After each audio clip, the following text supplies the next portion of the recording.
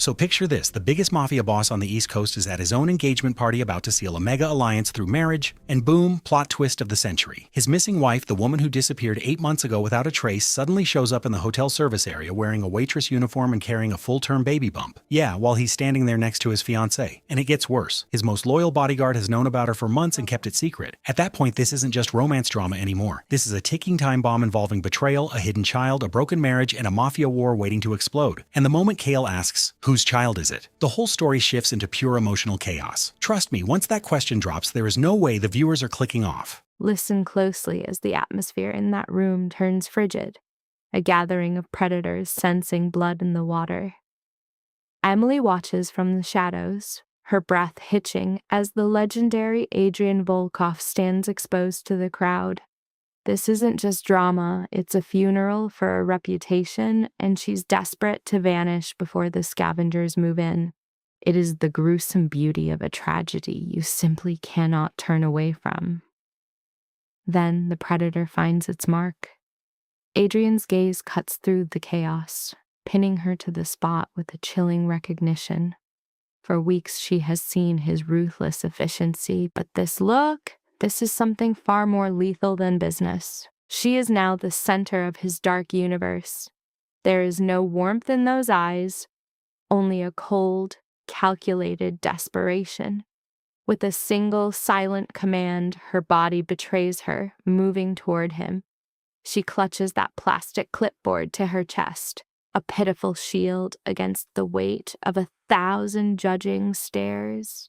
Standing at the altar, she faces a man carved from ice and sorrow. She whispers her name, Emily Carter, a reminder that she is a ghost in his world. But he isn't looking for a servant. He drops a question that shatters the silence. Are you wedded to another? Alone. No one waits for her at home, and no ring marks her hand. Her heart hammers against her ribs like a trapped bird as he scans her. It is a clinical, soul-crushing appraisal, a man choosing a tool rather than a partner in the wreckage of his life. She is unremarkable, a plain silhouette in a room of peace-elves, and that is her value. He asks the price of her life. 60,000? He scoffs, offering $5 million. The cost? Her soul, her name, and a vow spoken right here, right now. The world stops spinning. $5 million, clean and untraceable, just to step into the fire. It is a devil's bargain offered in the house of God. Adrian isn't blinking. He is buying a miracle to cover a catastrophe in front of everyone. A simple dress, 2 hollow words, and a lifetime of security. Is it a cruel joke? No. Look at his face. That is the expression of a man watching his empire crumble, using cold, hard logic to build a levee against the tide of his own ruin. She falters, reaching for the exit, but he won't let go. In 5 minutes, the world will see a man abandoned, a king without a crown. To be a victim in his world is a death sentence. The sharks are already circling the altar. Trust is a luxury he can no longer afford. He grips the arms of that wheelchair as if it were a jagged throne. The injury did not break him, but the perception of weakness, that will bury him faster than any bullet ever could. A flicker of raw agony crosses his face, and for a heartbeat, the monster looks human. It strikes a chord deep within Emily, the girl who was always the shadow in the family photo, the one who lived her life being looked through, never at. She is the permanent secondary character, a ghost who builds dreams for others while her own life gathers dust. She goes home to the crushing silence of an empty flat, a woman whose absence would go unnoticed by the world. Now he is offering her a fortune to step into the blinding glare of the sun. She tries to warn him, her voice trembling. They will see the lie, she whispers. They will know I am just a prop for your pride. He does not care for romance. This is a tactical retreat. He needs a shield, not a lover. He chose her because she has no skin in the game, no secrets to sell, and no ambition to sharpen a knife for his back when he sleeps. He leans in, his voice a low, mournful rumble. He chose her specifically because she is a nobody.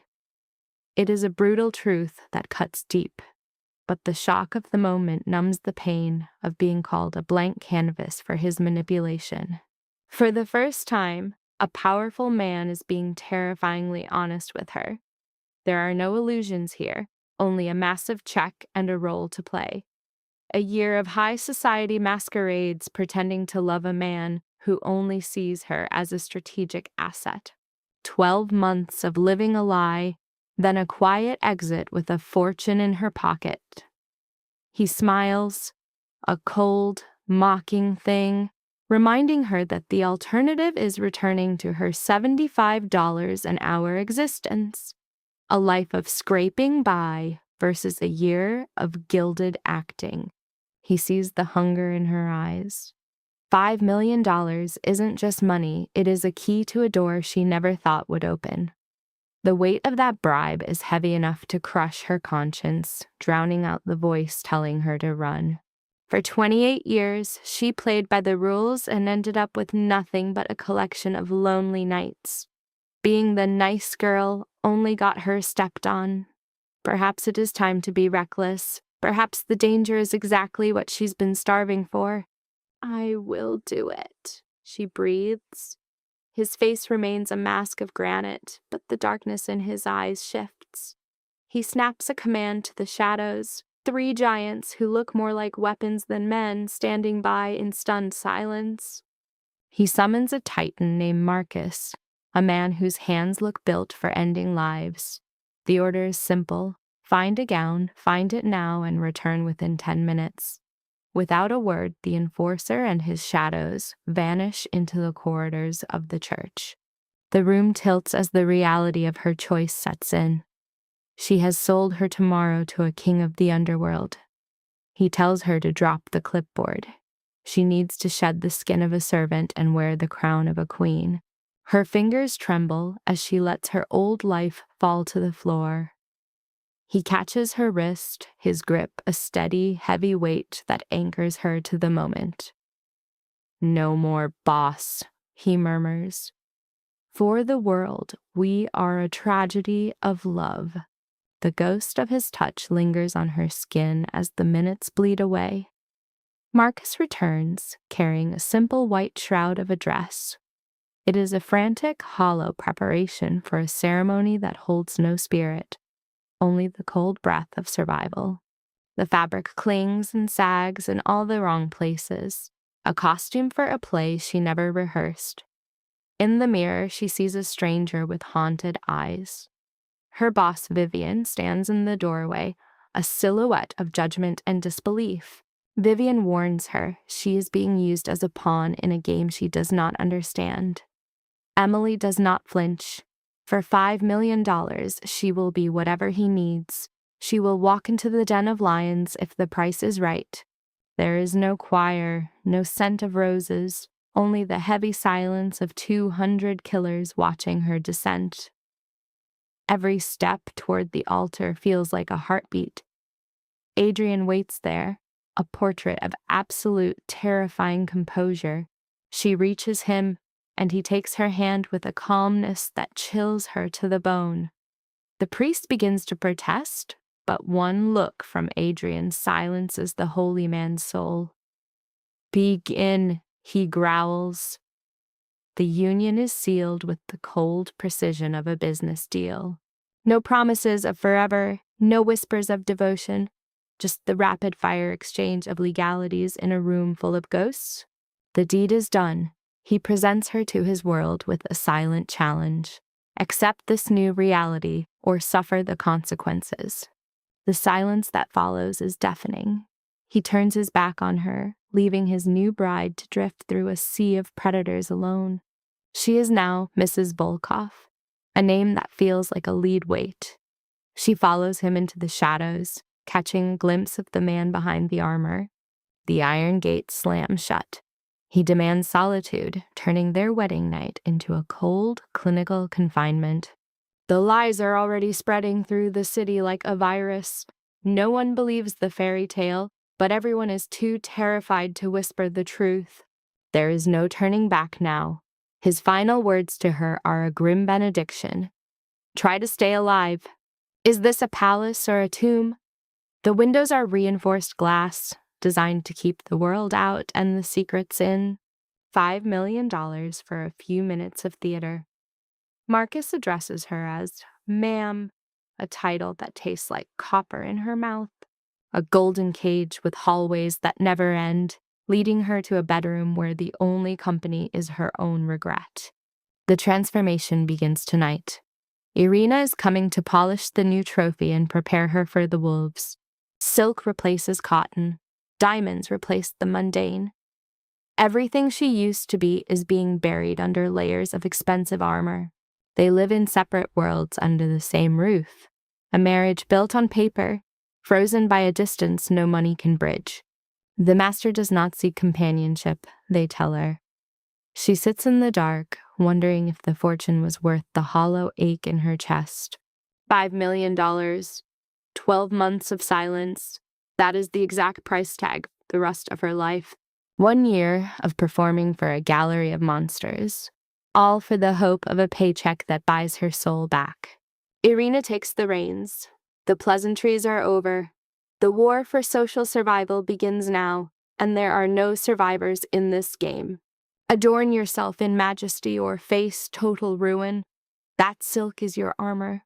From a tragic mistake to underworld royalty. Your image is your pulse. Draped in midnight sapphire, the metamorphosis is finished. She is a blade. A stranger in the glass, cold platinum and heavy stone. The snare closes. The band slides home. Flawless, he choreographs every heartbeat of this nightmare.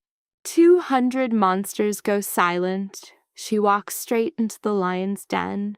His judgment falls cold. Passable. Sovereign eyes watch their hollow silver bonds.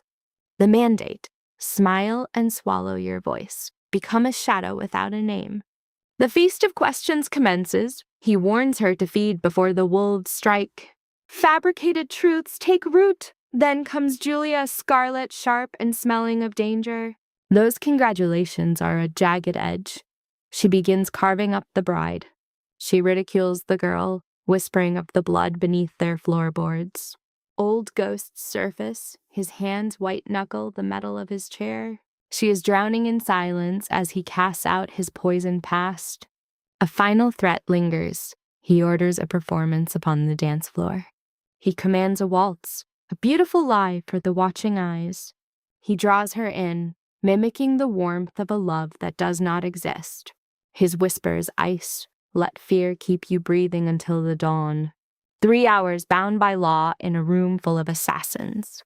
The theater closes. He tells her to fade into the background.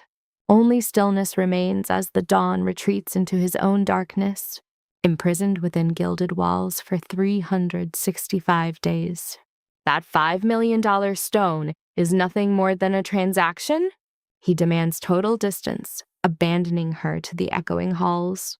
12 months to endure the frost of a stranger's manor. Whispers of their hidden vows reach every waiting, hungry ear. Her friend is unraveling. She is just focused on the payout. A frigid servant delivers the master's call to his inner sanctum. Existence has become a rigid, tactical parade of high society events. Her role is a legal obligation within this den of thieves. Marcus stands sentinel before that grim room of leather and shadows. His gaze pierces her, though his spirit seems utterly exhausted. Small talk dies, the leader lays out his absolute laws. $50,000 every month to sustain this hollow masquerade. Off-limit corridors and heavy prices for any broken silence. Execute your role flawlessly or the final curtain falls. Crack a grin for the lenses. Shaming the king is a death wish. No touch is permitted. 2 lives unfolding in separate lonely chambers. Picture it. The groom erects an invisible wall with every word he speaks. She agrees, hiding her tremors. Then he pushes forward a mountain of legal chains. Sign these, he tells her. Let our secrets die within these cold walls. One slip of the tongue, and she is destitute. She scans the ink. A single leaked whisper strips her of everything. She is suffocating, needing a way out, but those vows are already heavy. She is locked in. The signature was the final click of the cage. He takes the documents, cold and distant. Marcus is your shadow now, he declares. No more freedom. She fights back, but he reminds her of her status. He discards her. Is this the life you wanted, she asks? Living as machines? For a heartbeat, his mask fractures, revealing the wreckage beneath. Then the frost returns. My desires were buried years ago, he murmurs. This works. That is all. Leave, he commands. She flees before her heart betrays her. He's been blunt. She is a tool, a gear in his machine. She drifts through the vast estate, tracing the blueprints of a sanctuary that feels more like a mausoleum. 30 rooms of hollow luxury, endless halls and silent servants who drift past like apparitions. She's a ghost in a machine that does not recognize her. Then, by chance, she finds herself lost among a forest of old paper and ink, a cathedral of stories, reaching for the rafters. This was not bought for prestige, it was gathered for survival. Worn spines and rare gems sit side by side in beautiful disorder, the sanctuary of a man who once found solace in the written word. Those belong to me, he says, haunting the doorway. Emily startles. Adrian doesn't just enter. He commands the very air in the room from that chair. I didn't mean to intrude, she stumbles. You didn't. Under the law, this house is as much yours as mine. Marital property, after all. His voice carries a jagged edge of resentment. He plucks a worn novel from the shelf. Do you lose yourself in books? Only when life isn't so demanding. Well, your schedule is clear now. He tosses her a copy of Crime and Punishment. The spine is fractured. Someone has devoured these pages 50 times over. Why this one? She murmurs. It's a masterpiece about the price of one's sins. It feels appropriate. Adrian pivots his chair. Lunch is served at 1 o'clock precisely. Irina will guide you. Do not be late. Patience is not a virtue I possess. He vanishes into the hallway before she can even breathe. She remains, caught between a strange magnetism and cold pragmatism. She attempts to read, but the ink just swims before her eyes. Her thoughts are a broken record. The boundaries, the isolation, the hollow marriage designed to deceive the world while they live worlds apart. It is going to be an agonizing 12 months. Lunch is a quiet tragedy. Just two strangers sharing a table in a heavy silence.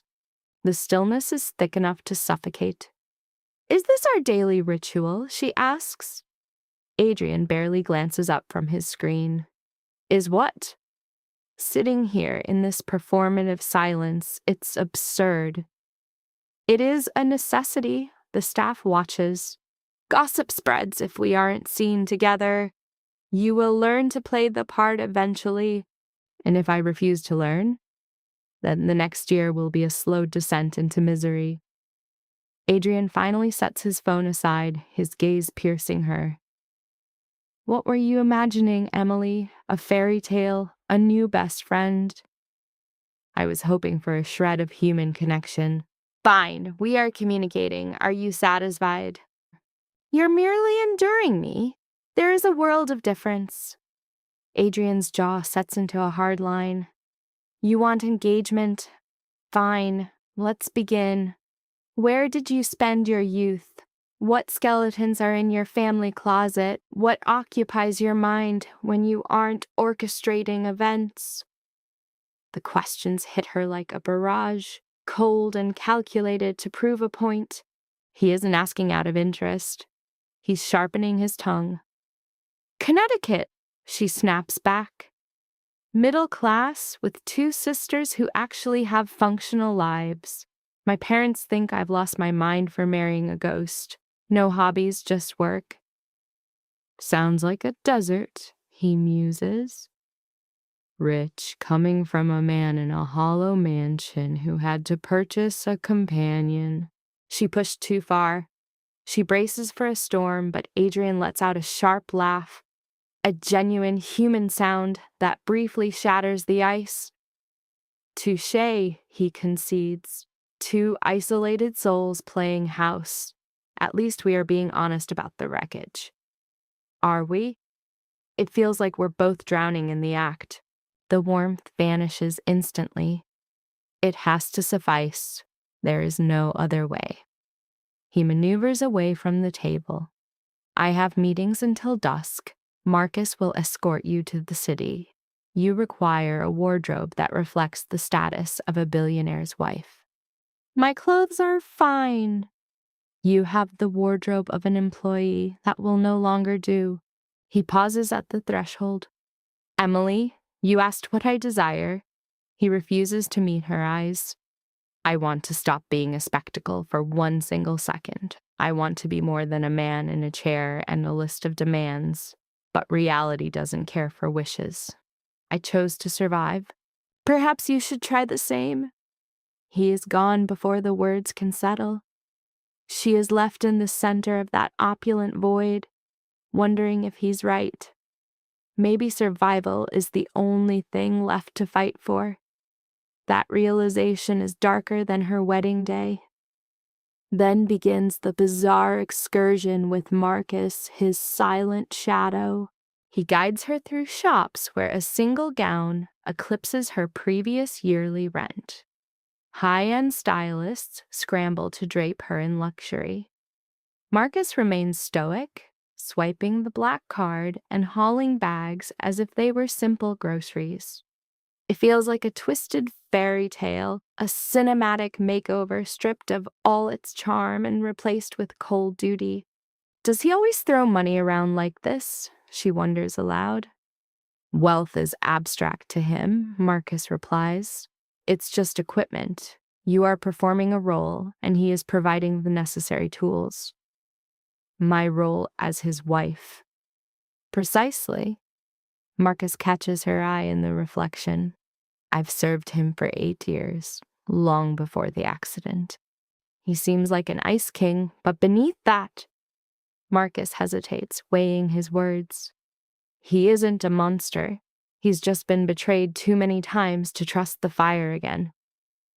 By Scarlet. By everyone. Marcus turns onto the private estate drive. People see the fortune and the influence. They never see the man. You are the third person to hold the knife to his back. His family, his partner, and then her. He built those walls for a reason. Emily lets the weight of that sink in. 3 deep scars. No wonder he views her as a liability rather than a partner. I'm not here to destroy him, she whispers. Are you certain? Marcus fixes his gaze on her. Because every time you treat this house like a dungeon, you are hurting him. Every time you mention the end of this contract, it cuts. He knows the truth, but being reminded of it 24/7 is a slow poison. That realization hits her with physical force. She had been so consumed by her own resentment that she failed to see the broken man behind the desk. He sought her out in desperation, but he still shared his world with her. And she had been acting like a prisoner on death row. She was only feeding the darkness of his own nightmare. I don't know how to navigate this, she confesses. I don't know what he wants from me. Then figure it out, Marcus says sharply. You signed the agreement. Adrian has been abandoned enough. Don't be another name on that list. That night, sleep is an impossible dream. 3 days in, and she is already failing. Around midnight, she abandons the struggle for rest. The estate is a graveyard of marble and long shadows. She finds herself drawn to the library, desperate for a distraction. The lamps are dim. Adrian is there, framed by the window, a book in one hand and a glass of amber whiskey in the other. His eyes meet hers, unreadable and deep. "Fighting the shadows tonight?" he asks. "Something like that," she murmurs, hovering at the threshold. "I can leave if you prefer the solitude." Adrian simply gestures toward the vacant armchair. "Stay," he commands softly, so she sits and the two of them simply drift through the midnight hour together. The awkwardness should be unbearable, but in the dark it softens.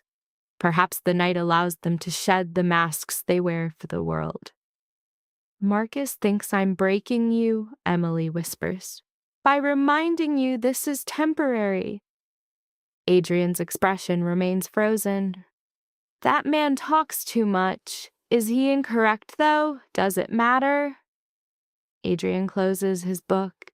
"Look, you are a passing phase, and we both understood the terms. Pretending otherwise only makes the goodbye more agonizing." But Emily stands her ground. "What if I stopped looking at the exit? What if I actually lived here instead of just waiting for the clock to run out?" Adrian asks why she would bother. "Because I'm tired of being a ghost," she says. "And maybe you're tired of being alone." This arrangement doesn't have to be a sentence for either of us. Adrian studies her with a long, piercing look. "What is your proposal?" "I don't have one," she admits. "I'm just trying to be roommates instead of rivals, to talk about something other than the schedule. I am bound to this place for 1 year regardless. We might as well find a way to make it tolerable." "Tolerable," Adrian repeats, a remarkably low standard. "Well, it matches our current situation," she retorts. A ghost of a smile brushes his lips. "You are an enigma. Most would be hunting for a settlement or leverage. Yet you're asking for a shred of humanity.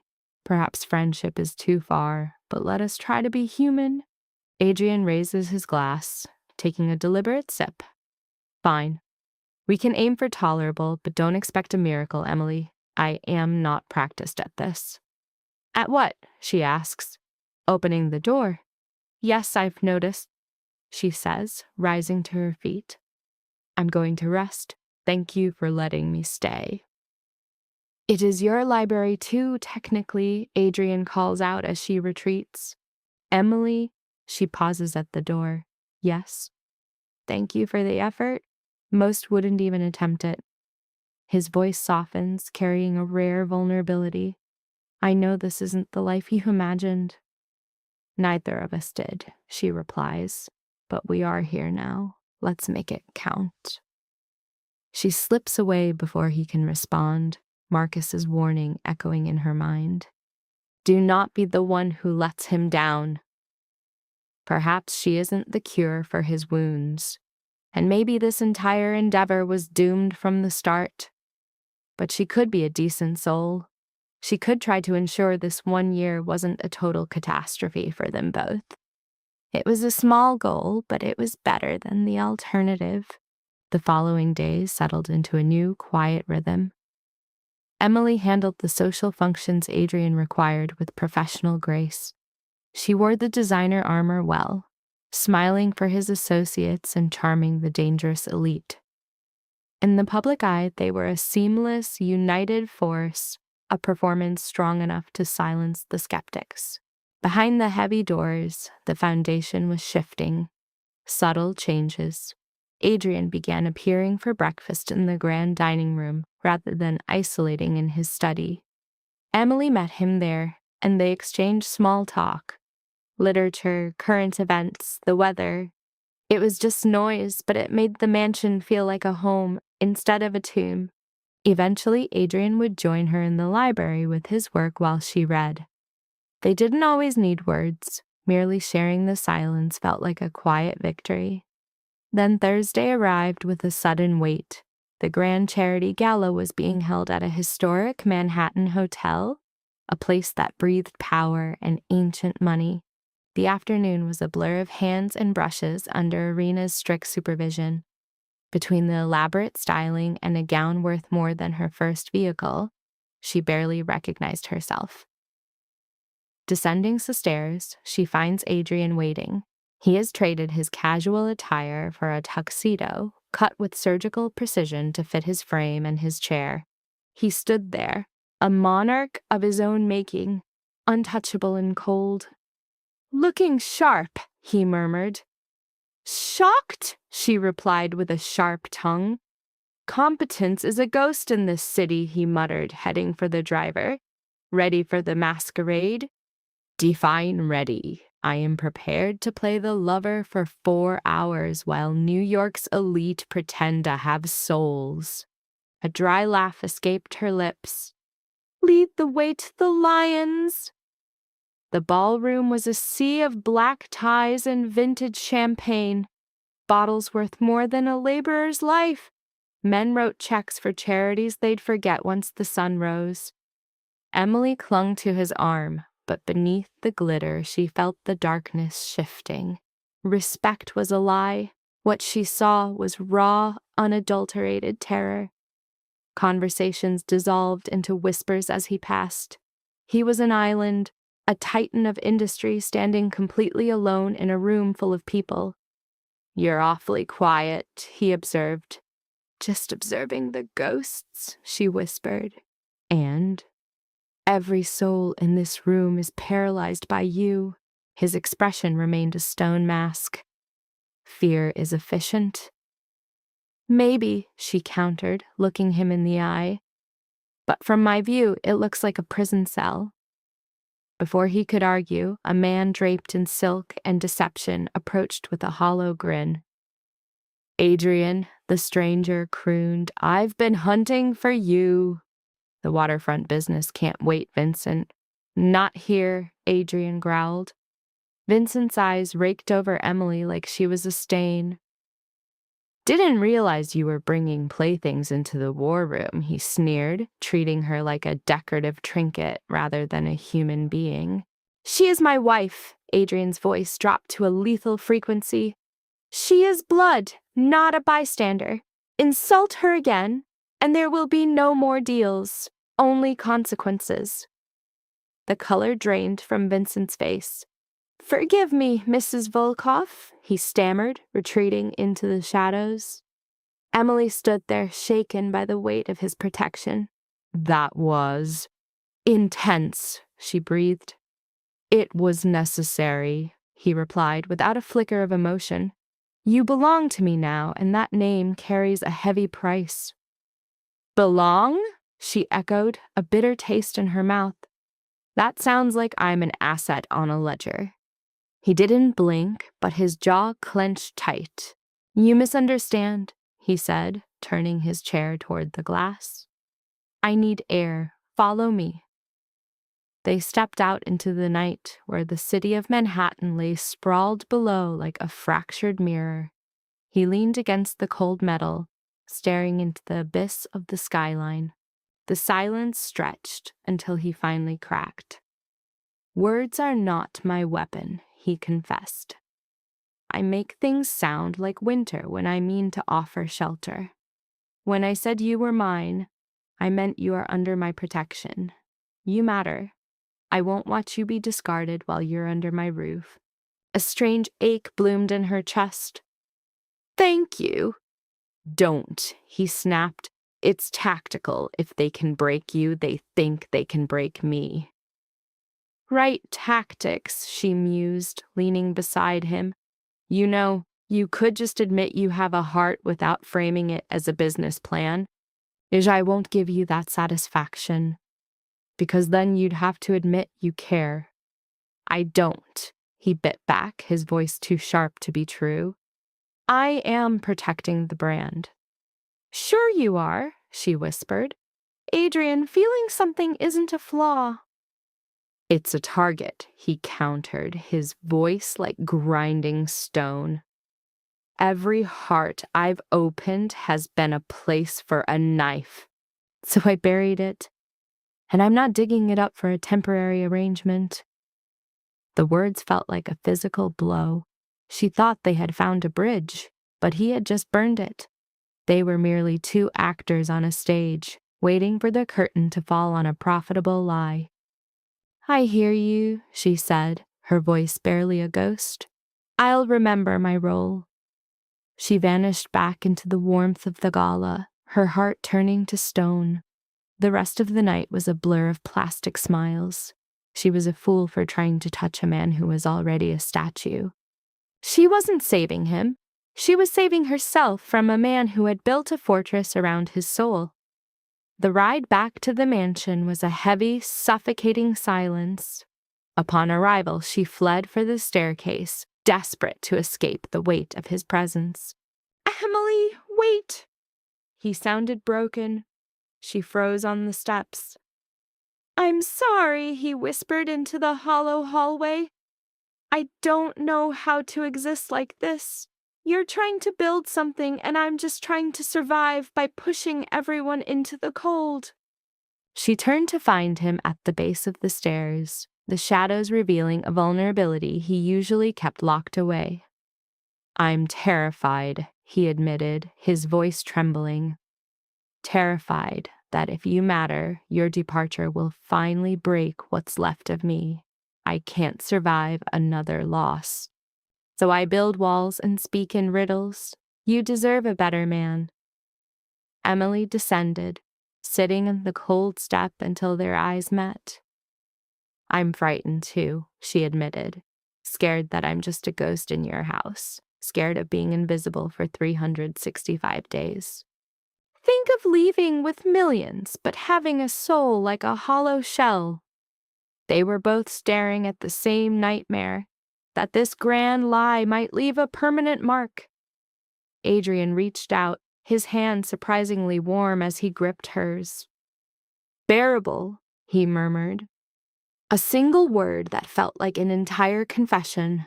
No happily ever afters, just a pact to endure the storm together. Emily squeezed his hand, a silent agreement. In that massive, silent mansion, the air felt a little less like a mausoleum. It wasn't love, not even close, but it was the first brick of a foundation. A fracture appeared in his frozen armor. Bearable became their mantra, and it worked. The atmosphere began to shift as Adrian started seeking her counsel on the trivial things, the small details that had nothing to do with power or profit. He asked about the evening menu, the hue of the lamps, and whether his fortress of a home felt too cold. Her voice mattered. Emily stopped seeing the walls as bars and began to breathe life into the rooms, even tackling the chaotic shelves of his library. She brought the scent of fresh lilies into the sterile halls, chasing away the museum chill. He watched in silence, a witness to the change. But 14 days later, the peace was shattered by a cry of pure agony echoing from the restricted wing. She found the gym door ajar. Inside, Adrian was fighting the parallel bars, his empty chair watching like a mocking judge. His muscles gave out, and he collapsed onto the mat with a sound that tore at her heart. He lay there, cursing the universe in a voice thick with defeat. He surged upward again, only to fall back after 3 inches of progress. Emily should have walked away, but she couldn't. When he saw her, his face was a map of sweat, fury, and the kind of shame that burns through the soul. "Get out!" he roared, punching the floor. But she didn't move. She pushed his chair closer as he lashed out at the world. "I don't need a witness to my failure," he spat. "You're going to tear your muscles apart, Adrian. Stop before you break." She set the chair beside him and reached out, but his pride was a jagged wall. He tried once more, lifting himself a single foot before his arms began to tremble with a violent, silent rhythm. 5 seconds of defiance before gravity claimed him again. This time, the sound he made wasn't a scream. It was the sound of a man breaking from within. Emily knelt, but he turned away.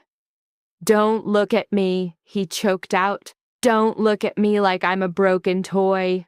730 days of this hell, and his legs were still silent. This was the man who once commanded legions, now imprisoned within his own skin. His jaw was locked in a battle against his own tears, a titan brought low by his own anatomy. "Stop mourning a ghost," she commanded. "The man you were is dead, but the one here is still a king. Strength isn't just about standing up, it's about staying in the fight." She forced him to meet her gaze, to see the fire that was still burning. "I don't know your physical agony, but I know the torture of wearing a skin that doesn't fit." She sat on the floor beside him, opening a vein of her own past. "After my father died, my mother set his plate for 6 months, a ghost at every meal. I spent a lifetime trying to be the daughter he imagined, losing myself in the process. I hated the reflection in the mirror until I finally walked away. The ghost of who you ought to be is the cruelest enemy you'll ever face." Adrian finally fell into a heavy, thoughtful silence. The revelation hits him like a physical blow.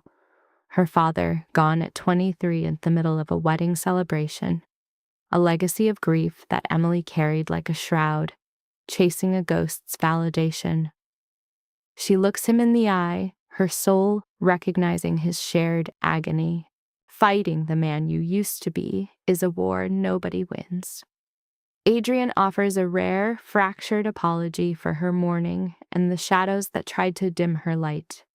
His gaze softens into something hauntingly vulnerable before he reaches out, requesting her strength to help him rise. As she guides him back, the air between them thickens with unspoken weight. Their touch lingers, a brief spark of human warmth in the cold. He whispers a gratitude born of surprise, noting that others would have fled the moment the mask of perfection slipped. Pausing at the threshold, he asks the question that haunts the midnight hours. How does one bury the past? She explains there are no grand gestures, only the quiet, grueling work of the everyday. You stop chasing shadows and begin digging your heels into the dirt of the present. It is a slow conditioning, choosing today over yesterday until the heart finally yields.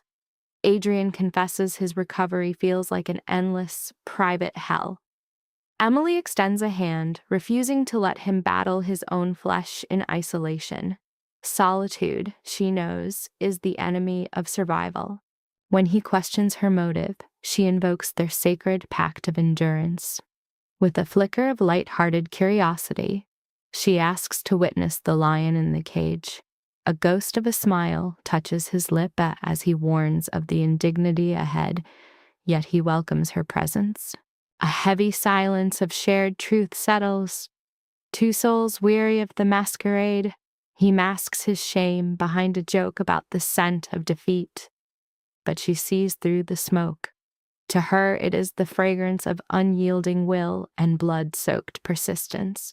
The distinction is everything in this world. One is a tragedy, the other is the mark of a living soul. As he departs, the tension in his frame visibly thaws. Left alone amidst the cold iron, Emily observes the evidence of his secret struggles. She recognizes that desperate hunger to reclaim one's own power. Later, the scent of oak and amber follows him to the library. He remains caged in regret, lamenting that she witnessed his frailty. To a man who has spent a lifetime as an invulnerable king, every visible wound feels like a surrender to the dark. She refuses his apology, craving the raw truth over a polished lie. He labels her a curiosity, but she answers with a name, Emily Volkoff, ringing out into the quiet. The atmosphere turns frigid, a sudden, piercing realization echoing through the hollow space between them. She attempts to retreat behind legalities, but the heavy air betrays her. A hidden fire ignites in his gaze. He grants her the freedom of his identity, urging her to find whatever small comforts she needs to survive their arrangement. He yields the reins of their shared reality. Abandoning the pretense of her book, she pierces him with a lethal inquiry. What does his heart truly crave from this bargain? Stripped of wealth and contracts, he finally confesses. He is tired of wandering his own halls as a spirit, unseen and utterly alone. He longs for a witness who sees beyond the headlines and the monstrosity. He thirsts for genuine connection, a reprieve from the cold calculations of power. She scoffs at the idea of being ordinary, yet promises to provide a sanctuary that feels remarkably like a home. The transformation has already begun. Two souls conversing without the weight of their masks. She curls into her seat, confessing her growing affection for this quiet intimacy. She finds beauty in the man who wrestles with both classic prose and his own broken body. The human is finally emerging. The money is merely a distraction. Adrian averts his eyes, warning that their boundaries are blurring into chaos. She is awakening hungers that were never part of the agreement. His voice grows thick with dread as he admits her compassion is dismantling his walls, making him lose sight of the ticking clock. She dares to suggest a pause in time, but he severs the thought with brutal precision. He cautions her against the hallucinations of the heart, dismissing her warmth as mere confusion or boredom. The truth he delivers is a cold, sharp blade. This is an illusion, and she must cease her dreaming. She rises, wrapping her arms around herself to hold the pieces together. The reminder of her status is a bitter pill. Though he falters, seeking to soften the blow, she is already retreating. She vows to honor his icy protocols, fleeing to her room before the tears of a fool fall. She berates her own heart, knowing he was honest from the start. She was the one who mistook the arrangement for a destiny. For 72 hours, she becomes a phantom, avoiding the shared spaces and the library's warmth. He respects the distance, a cold sentinel who refuses to pursue what he pushed away. He remains silent, allowing the frost to harden between them. By the fourth day, a sharp knock from Marcus shatters her isolation, a command from the master of the house. Though the urge to hide remains, she chooses to confront the reality she signed for. The time for games has ended. She descends to his sanctum, preparing for a reprimand. Adrian is a silhouette of work until he finally acknowledges her presence. Without preamble, he admits his behavior was inexcusable. When she probes for a true apology, he merely labels his confession as an undeniable truth of his own failures. Then, the unthinkable happens. A genuine plea for forgiveness. He regrets the cruelty in the library and for penalizing her humanity. His voice wavers as he admits her presence has transcended the numbers on a page. It has become something far more dangerous and profound than a mere business arrangement. In just 30 days, she has breathed life into his tomb, forcing him to feel something other than hollow. The isolation he once wore as armor is crumbling. He confesses that his long exile in the dark made him forget the warmth of being seen, not as a relic, but as a man. He is rediscovering the agonizing weight of empathy. Her absence was a terror he couldn't name, for to care is to hand someone the blade that could end you. She offers reassurances of safety, but he is haunted by the calendar. He feels the sting of his own foolishness, loving a temporary ghost. Exhaustion lines his face as he moves toward her. He refuses to squander the remaining 11 months in a fortress of fear. He pleads for a new beginning, something beyond mere survival. When she asks for a definition of this new state, he fumbles, hoping for something that feels like peace. She offers the concept of friendship, a bond beyond their shared roof. He tastes the word carefully, as if it might burn. He agrees, but on one condition: they must shed the business talk and speak of the raw, unpolished details of their souls. No more masks, only the messy truth. She hungers for the secrets, the stories in his books, and the origin of his smallest eccentricities. He is taken aback by her perception. She leans into his space, declaring that she is searching for the man hidden beneath the scars of his reputation. She wants the heart, not the legend. To her, he is a labyrinth she is compelled to walk. When she questions if this violates their contract, he declares the old law is dead. The previous strategy had failed them both. A new pact is forged: companionship, truth, and a shared plunge into the unknown depths of their connection. Her smile brings a rare, aching tenderness to his features. He invites her to witness his struggle at 2 the following afternoon. She accepts without hesitation. He warns of the coming storm of pain and frustration, but she welcomes it. She prefers the man who bleeds over the one who pretends. A wave of relief breaks his composure.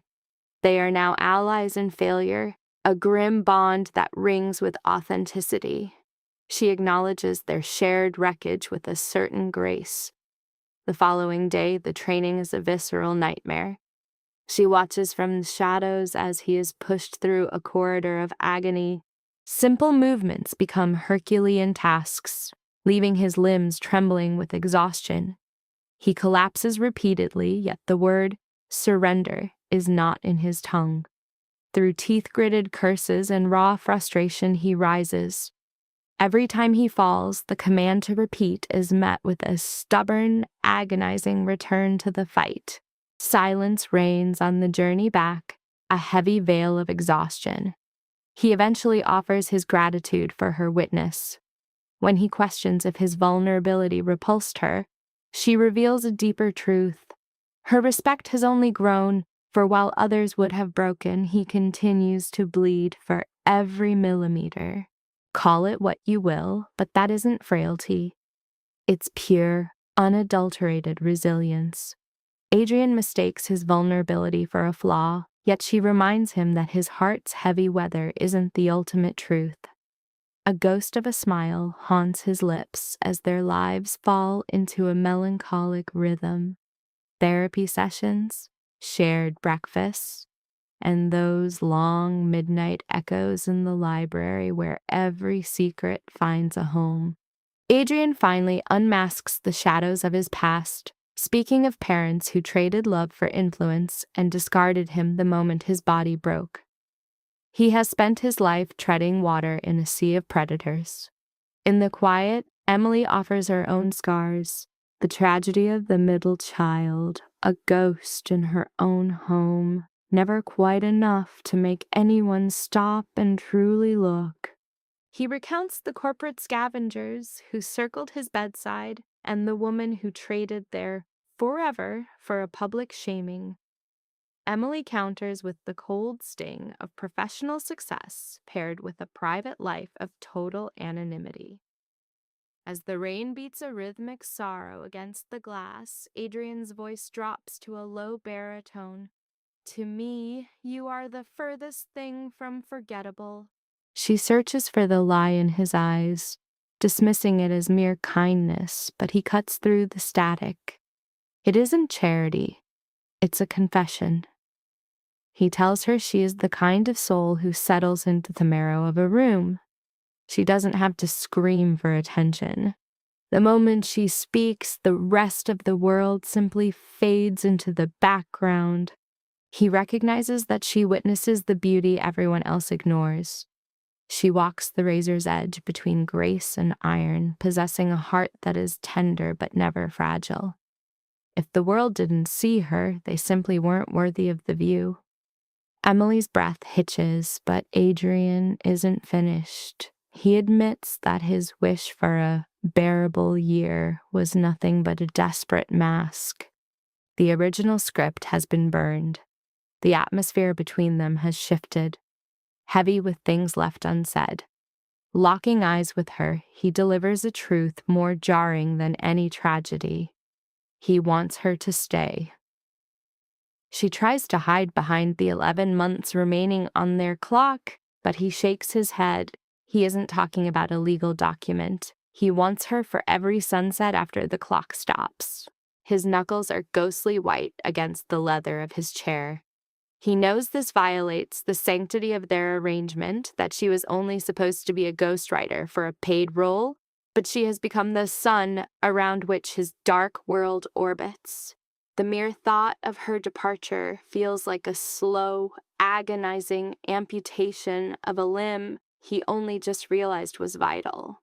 Air becomes a luxury Emily can't afford.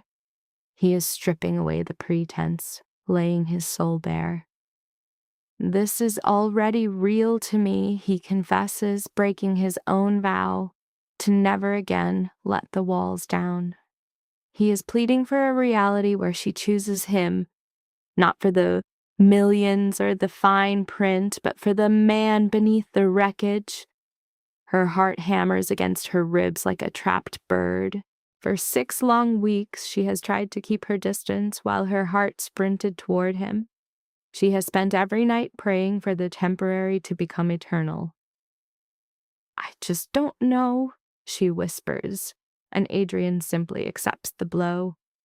He turns his chair toward the storm outside, a man unaccustomed to the agony of wanting something he cannot force. He values her transparency more than a hollow victory. Emily crosses the silent expanse of the room, resting a hand on his shoulder where the tension feels like coiled wire. The silence in the library is heavy enough to suffocate, a crossroads where she must decide to either anchor her life to his or walk back into the mist. "Give me 6 months," she breathes into the quiet. Adrian's confusion is a physical weight, but Emily offers a devastating honesty. She cannot tell if this is true love or simply the intoxicating high of finally being seen. She refuses to offer him a beautiful lie, squeezing his shoulder to ground them both. It is a moment of raw, terrifying sincerity. She promises a final answer when the half-year mark hits. No more shadows, no more doubt. Adrian asks if he is supposed to just wait, and she tells him he is free to replace her with someone less fractured. But Adrian doesn't flinch. He wants the broken, honest version of her more than any polished imitation. He is utterly captivated, and he doesn't care who knows it. The countdown begins now. Before she leaves, Emily leans down and presses a soft kiss to his forehead, leaving the powerful Adrian Volkov frozen in time. He asks what that was, and she masks her heart with the word friendship. Adrian is left spiraling. He has known enemies and allies, but a friend is a language he has never learned to speak. Emily flees before the air catches fire. Adrian catches her one last time, a simple thank you for the truth hanging in the air. No manipulation, no corporate chess, just the raw ache of reality. It's a rare, fragile moment for the man of stone, and she disappears into the shadows of the hall before the weight of it pulls them both under. Behind her closed door, her pulse is a frantic drumbeat. She bought herself 6 months of breathing room, but deep down, the verdict is already in. Standing in the darkness of the hallway, Emily realizes the time limit is a facade. She has already fallen, and the descent is as terrifying as it is beautiful. It is a settled truth. She is in love with the formidable Adrian Volkov. This is either the beginning of a masterpiece or the prologue to a total collapse. That 6-month deadline hangs over them like a gathering storm. Suddenly, the days aren't just numbers on a calendar. They are the few remaining heartbeats of a life she isn't ready to lose. Every shared laugh and lingering gaze makes the professional distance feel like a lie. 3 months vanish in a blur of intimacy, and Emily is still playing the part of the undecided, perhaps too haunted by fear to claim her happiness. They are halfway through a quiet breakfast when Marcus enters, his face a mask of pure dread. The piece is over. "Boss, we have a problem," Marcus says, the words cold as ice. Adrian's coffee hits the table with a sharp crack. The ghost has arrived in the form of a redhead with a heart full of venom. Scarlett is at the gates and she is demanding blood. Emily feels the floor drop away. Adrian's voice is a low growl, ordering his man to cast her out. Scarlett isn't a woman who takes no for an answer, and Adrian is seconds away from calling in the authorities. Emily, sensing a larger storm, suggests they face the chaos head-on. Adrian's grip on his cup is white-knuckled. He knows this woman only comes to set fire to whatever is beautiful. Emily insists it's better to kill the fire now before it consumes the house. Adrian relents, but demands Emily remain at his side. He knows Scarlett's methods. She will try to poison Emily's mind with twisted truths. He wants the reality to come from his own lips, not a venomous echo. The stage is set for a high-stakes confrontation in the office. This is the moment where the past collides with the present. Scarlet haze sweeps into the room like a siren in a crimson dress. She moves with the arrogance of a queen returning to a throne she never truly lost, her eyes scanning his sanctuary with cold entitlement. She isn't here for closure. She turns with a smile that looks like a blade glinting in the moonlight. Brace yourselves. Scarlett strikes first with a cruel remark about Adrian's chair before turning her sights on Emily. She dismisses her as a cut-rate substitute, a mere party planner who stumbled into a life she doesn't belong in. The insults are sharp and calculated. Adrian gives her exactly 5 minutes to speak before he has her removed from the premises. Adrian reminds her she is nothing but a memory, but Scarlett claims their engagement was never truly buried. She looks Emily dead in the eye and tells her the marriage was born of pure, cold spite. Imagine the agony of being a weapon used to hurt an ex. Scarlett is here to dismantle their world, one jagged word at a time. Adrian calls it a business move, not spite, but Scarlett is holding a grenade.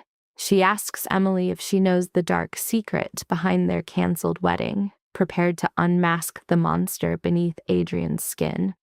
He commands her to be silent, but she is already mid-swing. She wants Emily to see the chains he supposedly uses. Scarlett paints a picture of a villain. She claims that on the eve of their wedding, Adrian threatened to incinerate her family's legacy if she ever dared to leave him. In her story, he claimed total ownership of her soul. Emily looks to Adrian, the seeds of doubt beginning to take root. Is this the man she has let into her heart? Adrian admits to playing a ruthless hand. He reminds her there were penalties for violating a contract with his family, but the ownership talk is a phantom of her own making. His hands are shaking on his wheelchair, and Emily is caught in a psychological crossfire. In a world of shadows, who do you trust when the truth is a weapon? Scarlett keeps pushing, but Adrian turns the tide. He reminds her she was no victim. She was a social climber who hunted him for his name. The moment the accident robbed him of his utility, she tried to vanish. Adrian simply made sure she understood that in his world, you don't just walk away from a blood sign deal. He defines himself as a man of business who refuses to be a stepping stone. He demands the real reason for her arrival, knowing this isn't a walk down memory lane, it's a shakedown.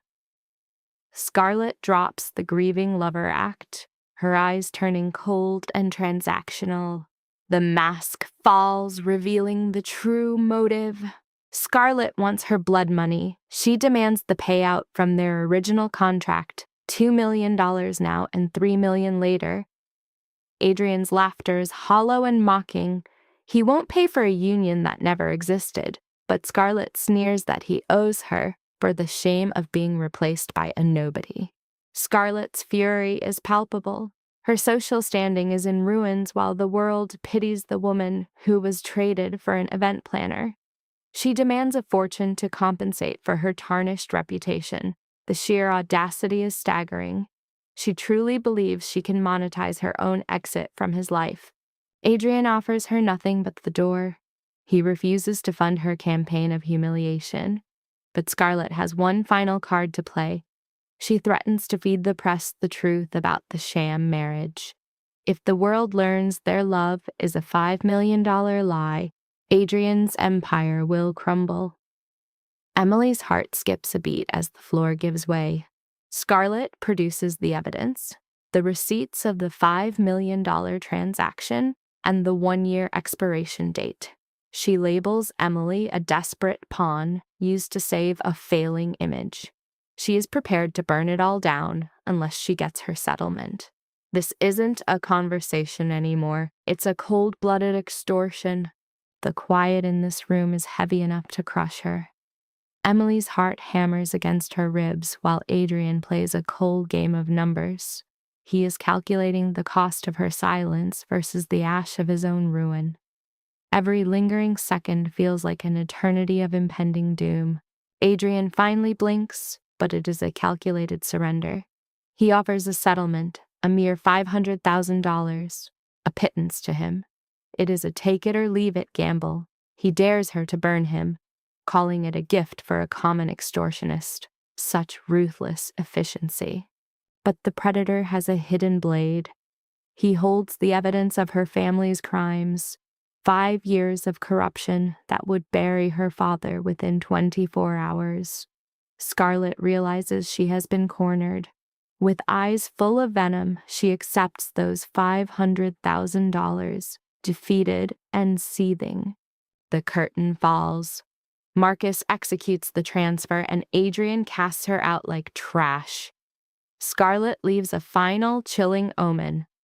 Good luck, you will need it.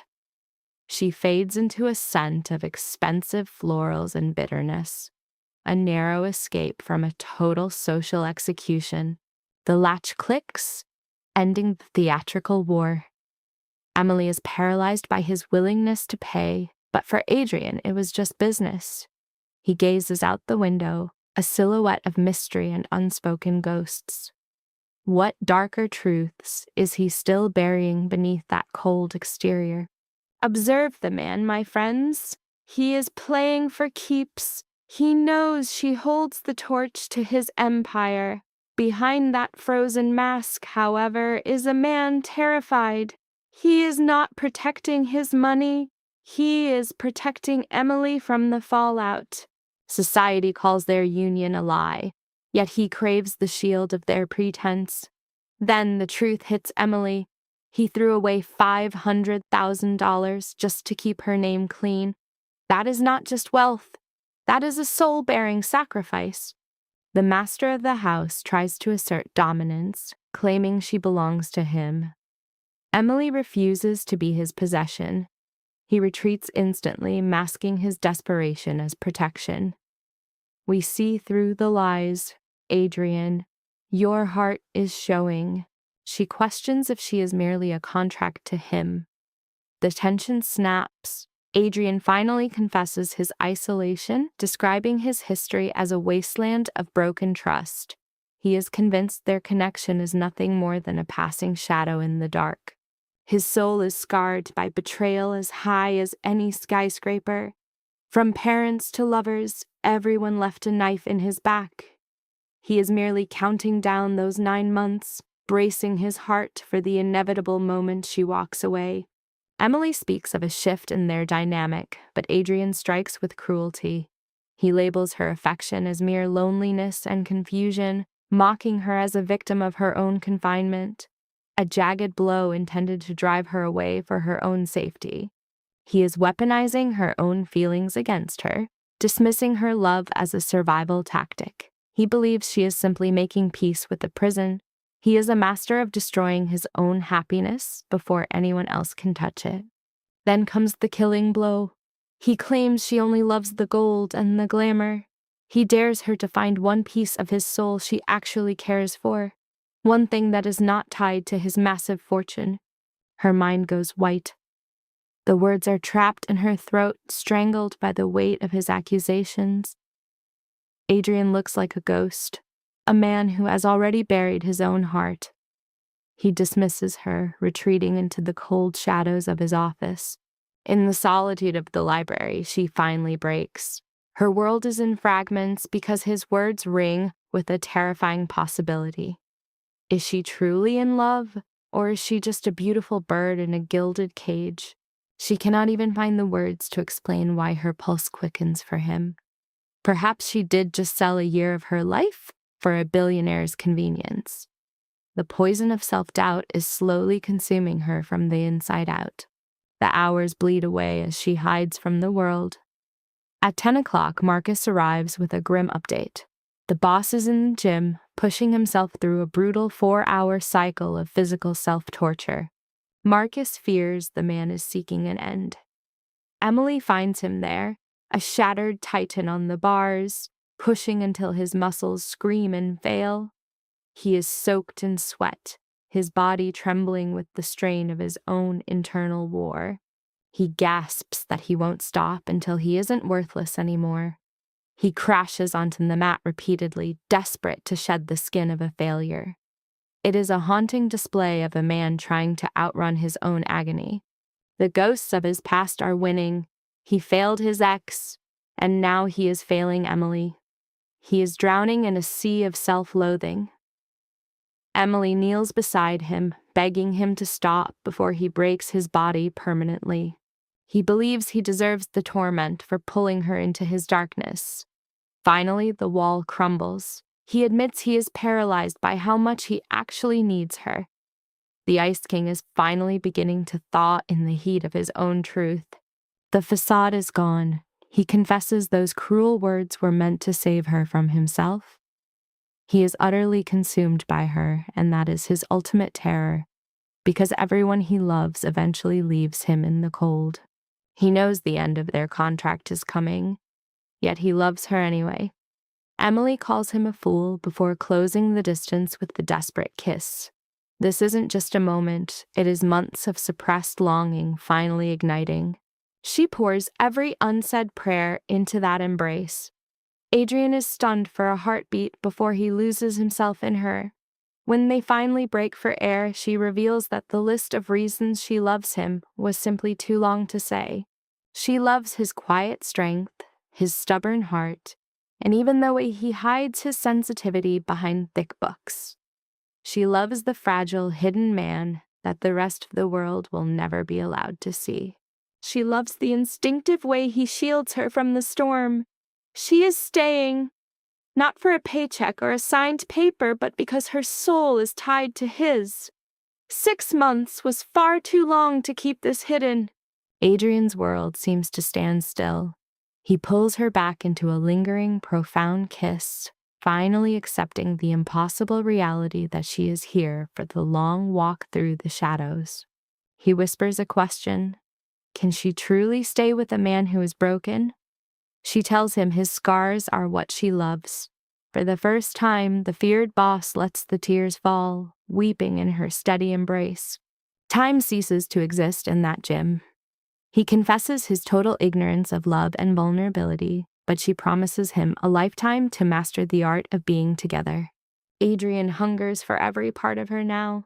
She suggests they retire to their own rooms to keep their pace, but the boss has no intention of spending another night in a cold, lonely bed. He silences her with another kiss, and it feels like starlight. It is the genesis of something beautiful. They eventually retire, but not before Adrian pours out the deepest contents of his heart. Emily drifts off with a soul at peace, her phone forgotten. Nothing else matters now that she knows the legendary Adrian Volkov loves her with a devotion that is both terrifying and true. By sunrise, Adrian is already waiting, his features softened by a peace she has never seen. He admits sleep was impossible, his mind replaying every moment of their electric night. The feeling is mutual. They stand there, two souls finally on level ground. Adrian takes her hand, swearing every vow was ironclad. Emily laughs softly, suggesting they eat before they tackle the madness of their shared future. It is a fragile start, but it is real. Adrian's smile is a rare, beautiful thing. The moment is broken by Marcus, who enters and immediately senses the change in the air. He knows the game has turned into something much deeper. Adrian tells him to vanish, but Marcus delivers the final word. The money is gone, and Scarlett is erased from their lives. He exits with a smirk, having just won $50 on the certainty of their love. Adrian is not bothered. He asks if she is prepared for the spotlight. The charade is over. The world is about to realize the Volkov boss has finally lost his heart, and the scandal will be legendary. Emily welcomes the storm, declaring their messy truth is worth any price. She kisses him deeply, claiming him as her own. Adrian pulls her into his lap, ignoring his chair in the world, content in his own kingdom. They lose themselves in the quiet, and Adrian speaks those 3 words again. He vows to repeat them until she is weary of hearing them. Emily just smiles, knowing she will never grow tired of his voice. She returns his devotion, even for his impossible flaws. They spend the hours weaving a future of travels and books, and even his grueling physical therapy, which feels a lot lighter now that they are a team. Adrian notes that James is already catching on to the truth. Emily finds joy in the coming chaos. She tries to leave for work, but Adrian has become a man transformed, begging her to stay just a little longer. He craves her presence every hour of every day. They spent their time working with the doors flung wide, exchanging coffee and stolen kisses. It is a quiet domestic paradise for a man who once knew only war. This was the true victory, simply being chosen. Adrian, a man of infinite complexity, finally dismantled his fortresses for her. It is not a storybook ending, but it is a real, breathing love. 9 months remain on their contract, but the paper is meaningless now. They are no longer actors in a play. They are partners learning the intricate, beautiful language of a shared life. It is not always easy. Adrian still retreats into his cold, professional shell occasionally. But they are building something new. 1 month later, she officially moves into his wing of the mansion forever. He is acting as a true gentleman, ensuring she has her own suite right next to his. They pass the hours in their private lounge, talking until the clock strikes 12 and falling asleep on the sofas in perfect stillness. It is a total transformation of her entire existence. This is a world away from the cold financial arrangement that first bound them together. While she loses herself in a book, Adrian's gaze lingers on her, his mask finally falling away. He then whispers that there is something heavy he needs to share. Emily braces for a blow, but the truth is a lifeline. Adrian has been working tirelessly in the shadows with James, and the dream of standing on his own feet is finally within reach. Her heart begins to hammer against her ribs. It is a fragile hope, and walking remains a distant miracle, but simply standing is the mountain they are climbing. Yet shadow haunts Adrian's eyes. He is terrified of giving everyone a hope that might eventually shatter into disappointment once more. He is haunted by the ghost of the man he used to be, but Emily cuts through his despair. She insists he owes no one a return to his former self. If the world cannot accept him as he is now, that is their cross to bear. He asks the question that burns. Does his paralysis change her heart? Emily offers her raw truth.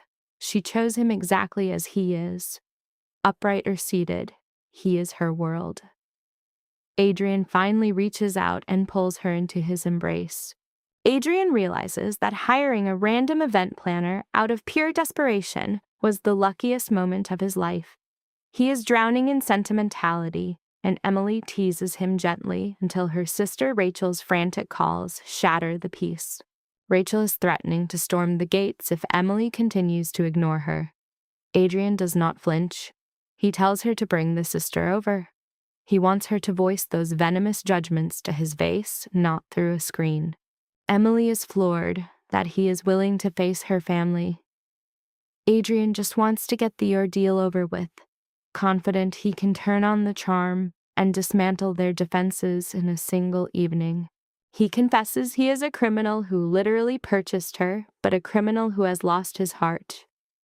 3 days later, the sister and mother arrive at the door, looking like they are leading a desperate intervention. Emily is a bundle of nerves, struggling to justify this sudden life of luxury. Rachel nearly tackles her, stunned to find her alive and not buried in some shallow grave. Their mother looks utterly drained by the weight of the situation. The family is fuming. They are livid she disappeared into this fortress with the shadow of a man. Mom tries to use the logic of strangers marrying, but Emily stands tall, refusing to back down from her choice. Emily guides them inside, hoping to quiet the storm. Rachel is secretly dazzled by the opulence, but Mom remains skeptical, eyeing every corner with deep suspicion. The interrogation is about to reach a fever pitch. Rachel cuts to the bone. How did she wind up with an underworld boss? Their mother is paralyzed by the thought of a killer, but Emily silences them. She has never felt more protected than within these walls. That is no answer. Emily meets her mother's gaze with iron resolve. I am safe here. Adrian would never hurt me. How can you know? You barely know him. I know him better than anyone. I know the scars left by every betrayal he has endured. He buries himself in work because he views pain as a failure. He seeks comfort in familiar stories when the pressure becomes unbearable. He is terrified to love because he expects everyone to leave. But he loves me for exactly who I am, not for my image. Her mother and Rachel exchange heavy looks. Rachel finally speaks. You are actually in love. I am. After only 4 months? 100%. Emily, that is light speed. It is real, and I need you both to stand by me. How? You vanished without a trace. You slipped into his shadow without a word. He could be playing games you cannot even see. He is not a manipulator. Then why the secrecy? What are you hiding? Emily looks at them and knows the charade is over. She has to drop the truth. The man offered me $5 million, Emily whispers, to act as his wife for 1 year after his bride fled. The silence that follows is suffocating. Rachel's shock turns to pity. Her mother looks ready to collapse. You sold your soul, she stammers. You auctioned yourself to a monster for money. I signed a contract that turned into a soulmate connection. It is the same thing, Emily. No, it is not. Emily begins to pace. I spent my life as a ghost, the daughter nobody ever saw or wanted. Then Adrian saw the real me and decided I was everything. It began as a transaction, but it grew into something sacred, and I will not apologize for finding happiness. You are apologizing for being a paid pawn in a killer's house, Rachel fires back. Is it any different from you marrying a financier because Dad approved of his salary? Rachel's face burns a deep crimson. That is a low blow. It is the truth. We all make choices to survive. I needed security. Adrian needed a partner. We found a way to help each other and fell in love by accident. A lovely fable, her mother sneers. But what happens when the contract expires and the lie falls apart? The papers do not matter. We are staying together forever. According to who? Him? Yes. And you trust him. Emily spins around to face them. Yes, because he proves it every single day through his respect and his vulnerability. That is not a con. That is real trust. Rachel approaches her. Men like Adrian Volkov do not just change. They do not become saints because of a feeling. They just get better at hiding the monster. You know nothing about him, and you only know the version he lets you see. Before Emily can respond, Adrian's voice slices through the air like a blade. She is right. Everyone goes still. Adrian is in the doorway, his expression unreadable. No one knows how much he heard. "You are right," he repeats, rolling into the fray. Emily does not know the half of it, the lives I have broken to build my kingdom. He stops before Rachel. But I am trying to be someone worthy of her. Maybe I will fail and become that monster again. But I will try because she is the only reason I want to be better. Rachel stares. A moving speech. It is my truth. But it is her opinion that matters most. Then prove it, Rachel dares him. Tell us something you have done that would truly terrify her. Be honest. Adrian looks to Emily, who gives a small nod. 6 years ago, a partner tried to steal from me. He begins.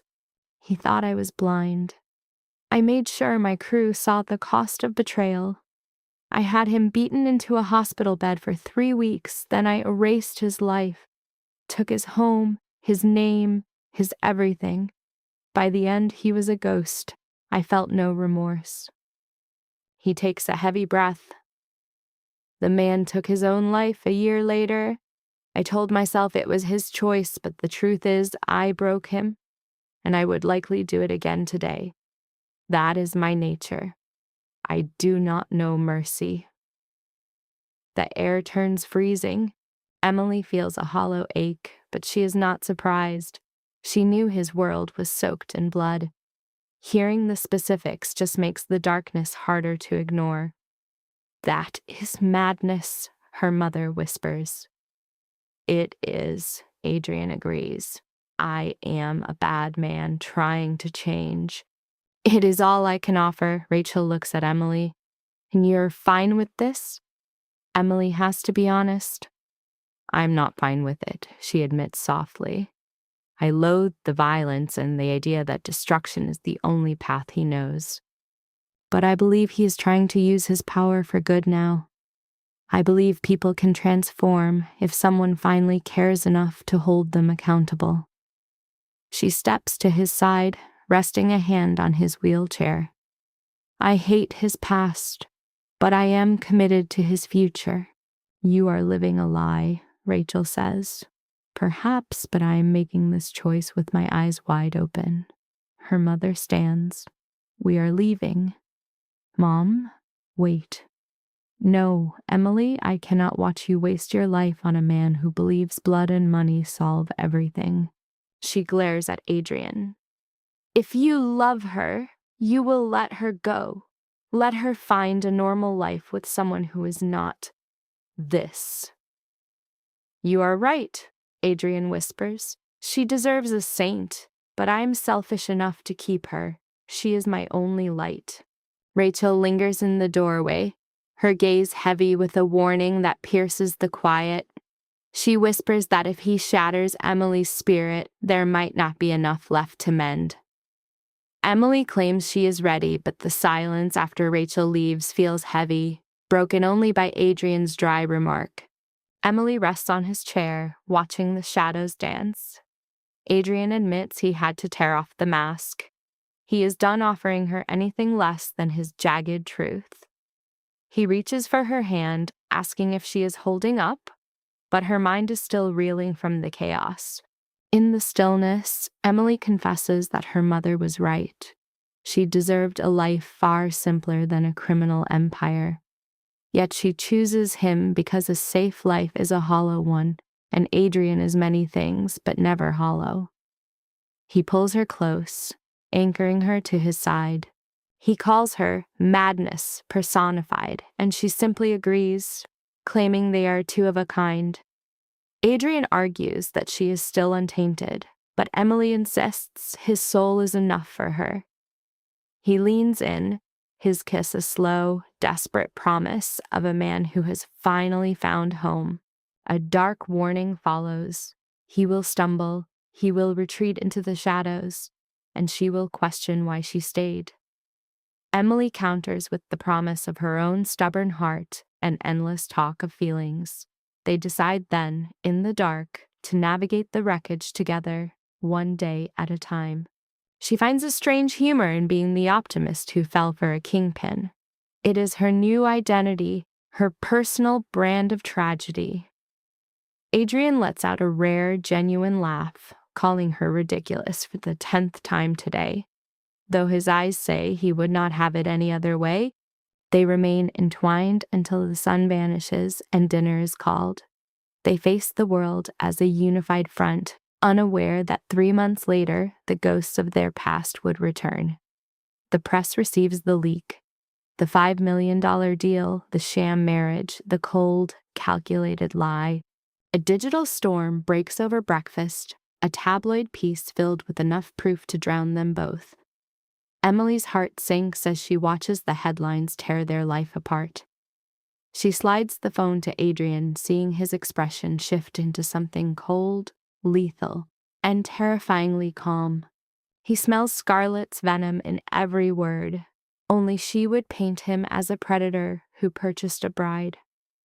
Adrian realizes he left his flank exposed to a snake.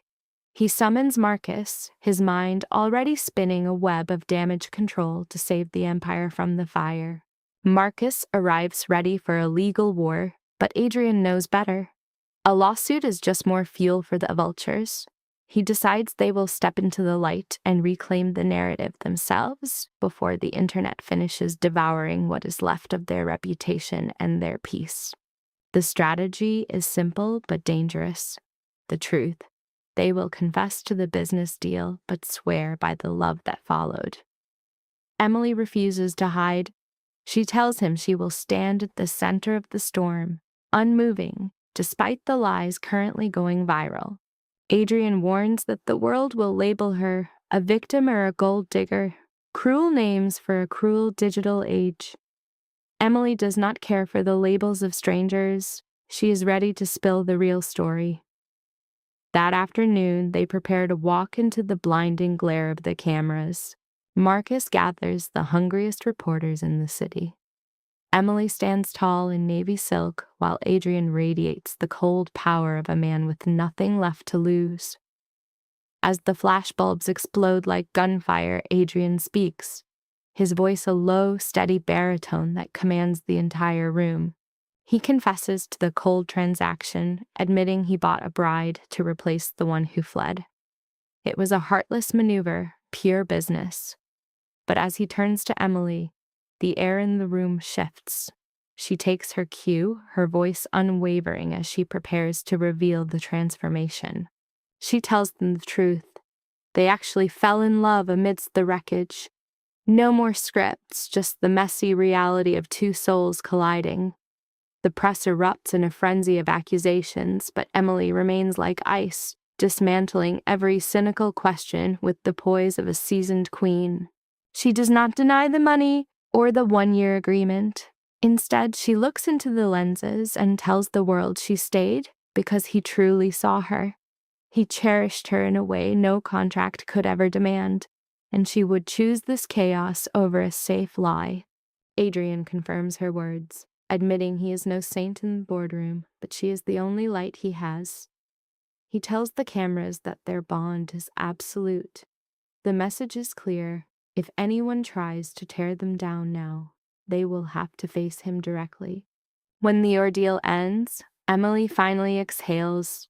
The digital world is a battlefield of conflicting opinions and judging eyes.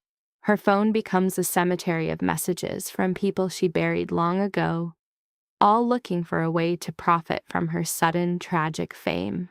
She silences the noise of the world, choosing only to hear Rachel's voice, who calls her a beautiful kind of crazy. Back at the manor, Adrian admits they have painted a massive target on their chests. Honesty has a high price, and they just paid it in full. Their unity is their greatest strength, a flex against those who wished them harm. By exposing the secret, they stripped Scarlett of her only weapon. Adrian kisses her softly, promising that with no more lies to hide behind, they are finally, truly free to just exist. The following weeks are a slow grind of paparazzi and public scorn. Rivals attempt to turn the scandal into a corporate weapon. They endure the judgment together, staying behind the gates until the world finds a new tragedy to feast upon and the whispers finally die down. Half a year passes before the most beautiful moment unfolds. Adrian is in the therapy room, sweat on his brow, attempting the unthinkable. After 2 years confined to a chair, the fallen kingpin is trying to stand on his own 2 feet for the first time. Emily watches, her book forgotten, as the tension in the room thickens. James gives the signal. Adrian grips the bars, his knuckles white, his eyes filled with a terror that he might fail. James tells him to stop thinking and just trust the strength he rebuilt. With a primal effort, he hauls himself up. It is a grueling struggle against his own body, but then he is upright. His legs hold. A sound escapes him, a mix of a sob and a laugh. It is the sound of a man reclaiming his soul from the earth. He lasts only 10 seconds before collapsing back down, but he is glowing. He looks to Emily, his voice trembling as he asks if she saw. She's already lost in tears, telling him that those few seconds were the most beautiful thing she has ever witnessed.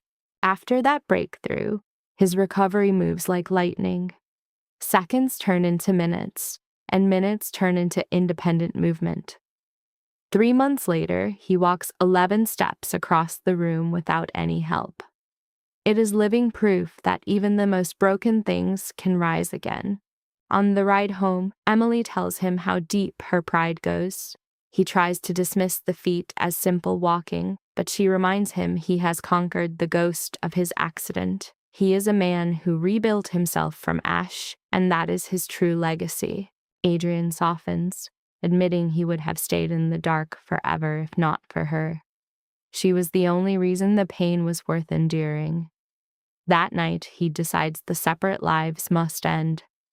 He asks her to finally move into his master suite, to truly stay. 18 months was long enough to wait. He wants her there when the sun rises and when the world goes dark. No more distance, no more pretending. He wants their lives to be so hopelessly tangled that they can never be pulled apart again. Emily agrees without a second thought. Her entire world fits into a few boxes of books and a single photograph of her father. She prepares to step into the space that has finally begun to feel like the home she never thought she would find. His room is a fortress of dark shadows and power, but she begins to soften the edges immediately. She rearranges his world to fit her own, and Adrian simply watches her, his expression one of profound peace, as she claims his sanctuary as her own. He jokingly asks if he gets any say in his own room. She tells him point blank that his sense of order is a disaster. He tries to play the intimidating boss, but she laughs, reminding him he cannot even find his own glasses without her help. He pulls her onto the bed, whispering that he only needs her to see the world. It is his quiet way of making sure she knows she is his anchor. He asks for a promise that she will never leave, and she seals it with a kiss of total surrender. They spend the night in the simple perfection of takeout and half-watched movies. It is the ordinary life she always craved. At midnight, he whispers those 3 words, and she smiles, telling him she has felt them in his heartbeat for a long time. He finds a strange comfort in hearing her say it. She promises him 50 years of those words, every single morning. Adrian is taken aback by the scale of her devotion, but he tells her she can plan their entire future because he is going nowhere. The boss acts the part of the stoic, saying it would be inconvenient if she vanished. A romantic heart hidden behind a mask of cold logic. A year later, on their anniversary, he finds himself staring at her like she is a miracle he still cannot explain. He then presents her with the ultimate gift. The contract is shredded, and she is a free woman. Emily's heart falters for a moment, but she is not looking for an escape. She silences his talk of debts with a kiss, choosing him all over again. With the business deal dead, Adrian wants a real wedding. No mafia theater or strategic guests, just their small circle and a promise that means everything. He is choosing her over the Empire, and the weight of that choice brings tears to his eyes. He admits the tough guy act was just a shield against the world.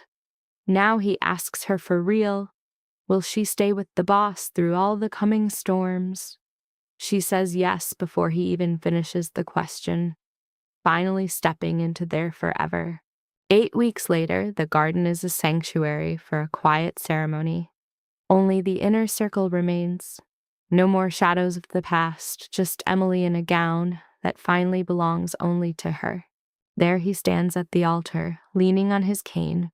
Though his frame tremors with the effort, he stands tall for his light. A short, sweet breath of truth, and the world goes still.